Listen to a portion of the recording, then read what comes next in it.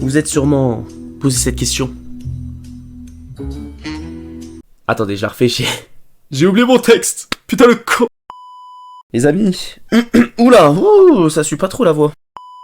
Les amis, vous vous êtes déjà demandé... Vous vous êtes déjà dit, plutôt. J'arrive pas à parler. Les amis, vous êtes... Putain, mais j'ai...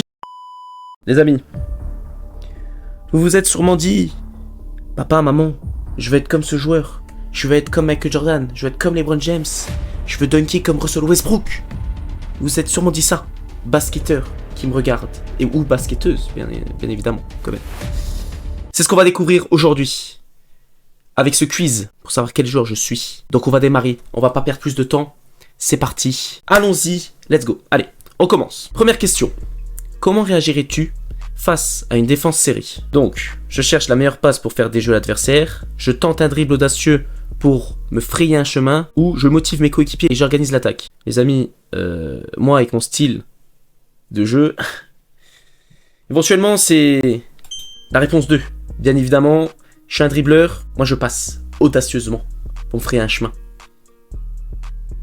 Bon, des fois ça passe pas, des fois je me foire, après mon coach me change, je me mets sur le banc. Mais ça va aller, c'est pas grave. Allez, poursuivons, deuxième question. Quels sont tes éléments préférés dans un match de basket? Donc la stratégie et les schémas tactiques, ou les actions individuelles qui électrisent la foule, ou le leadership et la capacité à influencer le cours du jeu. Alors moi je suis un perso, et j'adore les actions perso. Tu vois, les stratégies, tout ça c'est bien, j'aime bien, hein. Je dis pas que c'est pas bien.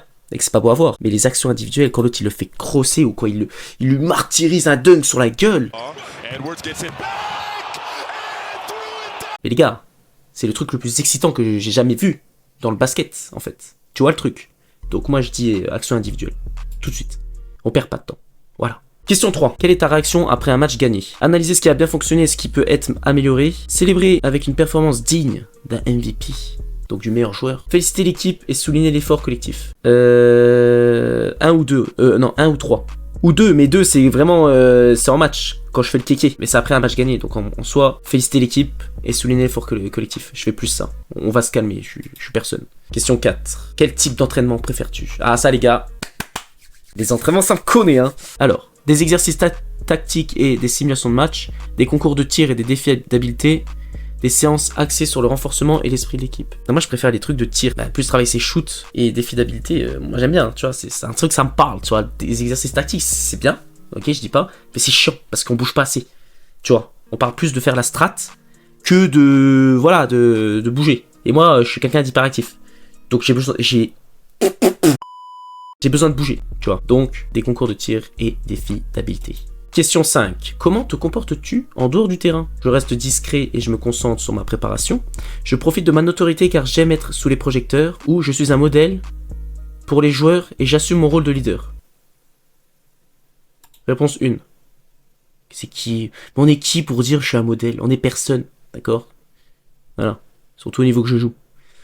Donc on va mettre la réponse 1 et on va fermer sa gueule. Voilà. Quel est ton rapport à la célébrité? Je la considère comme secondaire, seul le jeu compte, j'adore ça. C'est une partie du fun d'être un joueur professionnel, c'est un outil pour inspirer et influencer positivement les autres. Moi je dirais plus la 3. Après le jeu compte, tu vois. Non la 3 les gars. Moi si je suis connu, tu vois, je pense que je gérais les trucs en mode pour pousser les gens à se bouger le cul. Bref, question 7. Donc lors d'un match décisif, quel est ton état d'esprit? Concentré, je pense à la stratégie à adopter. Excité, prêt à faire le show et à marquer les esprits. Déterminé, je prends les choses en main pour assurer la victoire. Ah, moi c'est 2 ou 3. Ouais, 2. Moi je m'en bats les couilles. je suis un kéké moi là-dessus. Question 8. Quelle qualité admires-tu le plus chez un joueur? Donc on a l'intelligence de jeu et la capacité... J'ai du mal. Et la capacité d'adaptation. Ou le talent brut et le sens du spectacle. Ou la force du caractère et le leadership. Je préfère la 3ème, tu vois. Force de caractère, j'aime bien. Tu vois, ça me parle, ça me plaît. Ensuite, question 9. Comment gères-tu la pression pendant les moments cruciaux? Avec calme, en me méfiant à la stratégie établie, en prenant des risques calculés pour surprendre l'adversaire, ou en encourageant l'équipe et en prenant des décisions clés? La 3. Ah oui. Quand même.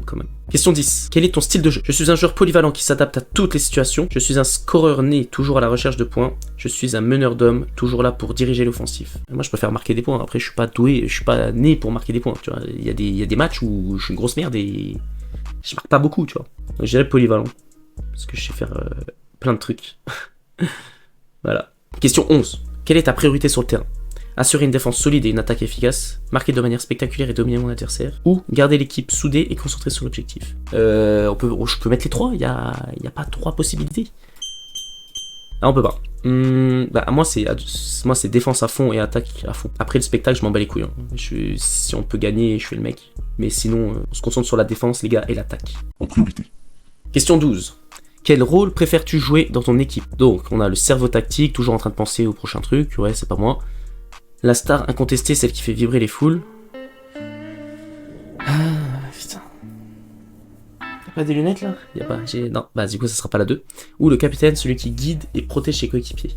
Même en fait, les 2 dernières, je suis pas une star, mais j'aimerais bien faire vibrer les foules, tu vois. Mais quel truc je préfère, tu vois. Moi, je préférais en vrai être la star incontestée et qui fait vibrer les foules. Ah non, mais clairement, je vais pas me cacher, voilà. Hein, je suis désolé, t'es trop chaud, t'es une star. Tu fais lever la foule en un mouvement de bras, bah, c'est kiffant. Moi ça m'excite ce genre de situation. Tu vois, c'est un truc, c'est bueno, tu vois. Question 13. Quelle est ta philosophie en tant que joueur de basket? Ah, ça les gars, la philosophie, ça me connaît, tu vois. Ça, c'est un truc, c'est mentalité, tu vois. Mamba mentality. Kobe Bryant, on connaît. Bref, on va se concentrer. On a un bon placement et une bonne lecture de jeu mène au succès. Où il faut toujours offrir un spectacle et dépasser ses limites. Ok. Le travail d'équipe et la persévérance sont les clés de la victoire. Il n'y a pas de mauvaise réponse, hein.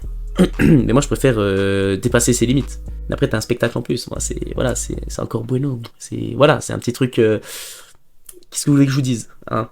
On va mettre ça. Vous en pensez quoi? Attendez. Travail d'équipe et la persévérance. Oui. Mais dépasser ses limites, c'est important en fait. Donc moi, je mets dépasser ses limites. Bah les couilles. Ok, avant-dernière question, les gars. On se concentre. Comment te prépares-tu avant un grand match? Bah tiens, je suis en train de me concentrer juste avant, je veux dire voilà, il y a un petit truc qui est relié. Hein. Je vais être détestable.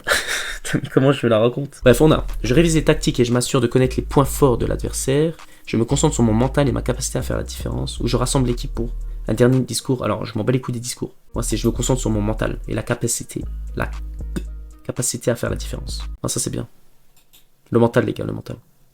C'est ce qui fait tout, le mental. Prenez le dessus. Et allez, je suis pas doué. Voilà, vous voyez les discours, je suis pas doué parce que ça a bégayé. Et après, la motivation, elle va baisser de l'équipe s'ils me voient bégayer. Tu vois? Allez, nique ta race. Fin de cool. Bref, dernière question avant le reveal, les gars. Donc, quelle est ta réaction face à une défaite? Je l'analyse froidement pour en tirer des leçons. Ou je ressens une forte déception, mais cela me pousse à m'améliorer. Ou je réconforte mes coéquipiers et nous repartons plus fort. En fait, tout le temps, la troisième question, c'est collectif. Je suis collectif, hein, mais moi, je dirais plutôt la deuxième. Donc je ressens une forte déception, mais ça me pousse à m'améliorer. Voilà, on est parti pour le reveal. Je clique. J'ai peur. Je suis qui? C'est quoi? Oh, résultat du test. Allen Iverson, le showman. Donc dribbleur, voilà quoi, tout ce qui est moi en fait, un peu. Tu vois, c'est un petit, voilà, hein, j'ai pas envie de. Bref, je pouvais être Michael Jordan aussi. Tu vois, j'étais 50% Allen Iverson. Ou j'étais Michael Jordan leader ou le stratège Tim Duncan en 20%. Donc en soi les gars, c'est pas mal, Moi j'ai envie de vous dire, je suis pas déçu, tu vois. Moi j'aurais kiffé, voilà, mon joueur préféré c'est Russell Westbrook, j'aurais kiffé être Russell Westbrook. Mais bon, je pense pas qu'il y a la liste de tous les joueurs non plus. Donc Allen Iverson, moi ça me va très bien. Hein. Le mec, c'est un dribbleur, hein, qui fait des crosses de malade mental, qui nique tous ses adversaires en un dribble. Voilà, moi je dis pas non. Bref, les amis, c'est la fin de cette vidéo. J'espère qu'elle vous aura plu. Si c'est le cas, on s'abonne, on partage, on like, bref, vous connaissez le discours. Voilà, moi je vous laisse. Passez une bonne journée, une bonne soirée pour certains. Et puis voilà, tchuss!